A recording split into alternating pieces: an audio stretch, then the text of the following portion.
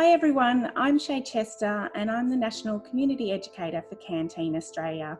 I've been fortunate to work for Canteen since 2009 in many different roles, which has given me an insight to working across Australia with our teams, but more importantly with our young people and their families. I'm very passionate about working with the community collaboratively so we can grow our services around Australia to support more young people and their families. Hi folks, I'm Sally. My background is social work and I'm the family coordinator for Canteen Australia as well as a canteen counsellor. I've been with Canteen since 2018 and in that time I've worked with both parents and young people living through cancer in therapeutic roles. I'm passionate about recognising and upholding insider knowledge and resilience within families, as well as helping to support families stay connected in challenging times.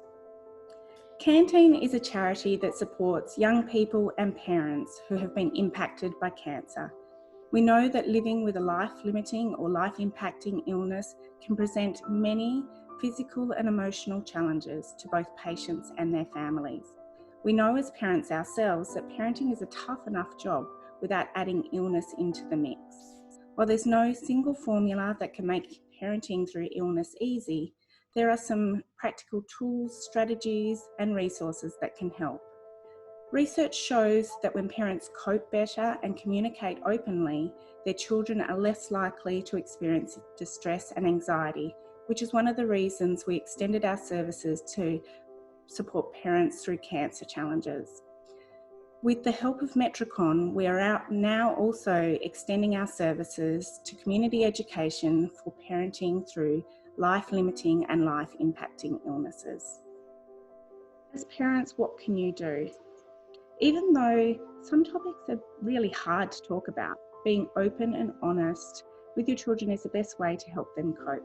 Young people want to be told the truth, even if it's difficult news for you to share and difficult for them to hear.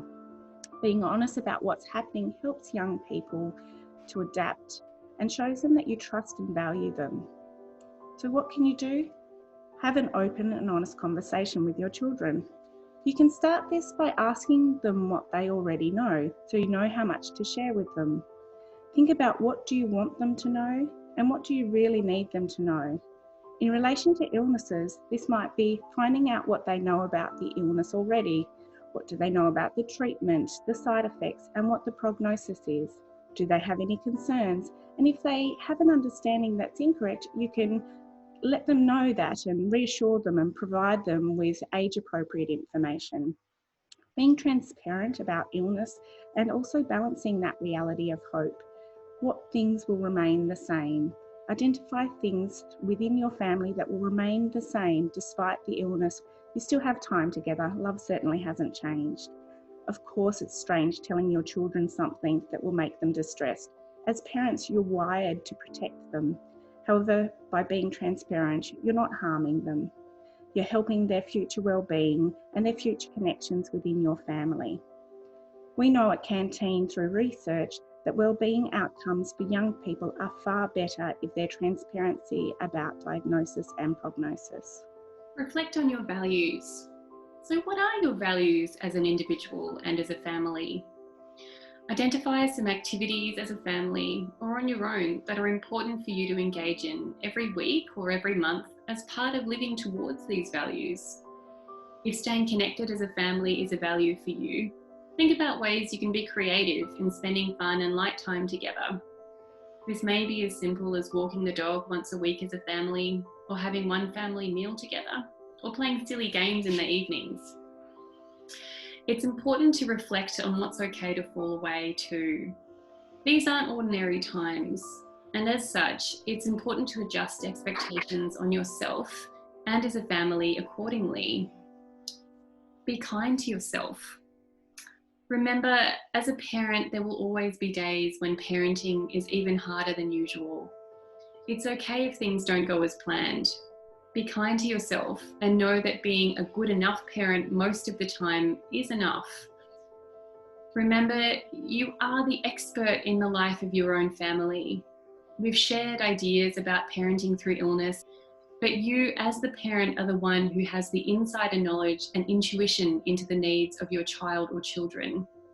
Recognize your special knowledge of how to get through tough situations. Think about a time in the past that's been difficult and that you've gotten through. What did you do then? And what are you doing now to get through? So, some practical things that might be helpful. So the first one, make a list of ways you got through difficult situations in the past.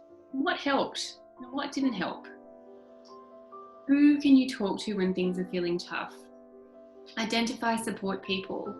Now, these could be people in your personal life or professionals.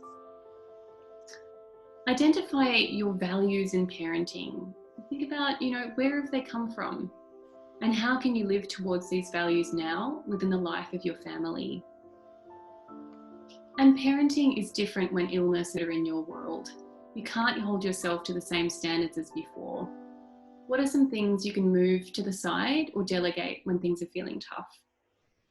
So the more important message that we want you to take away right now is it's okay to feel overwhelmed and worried.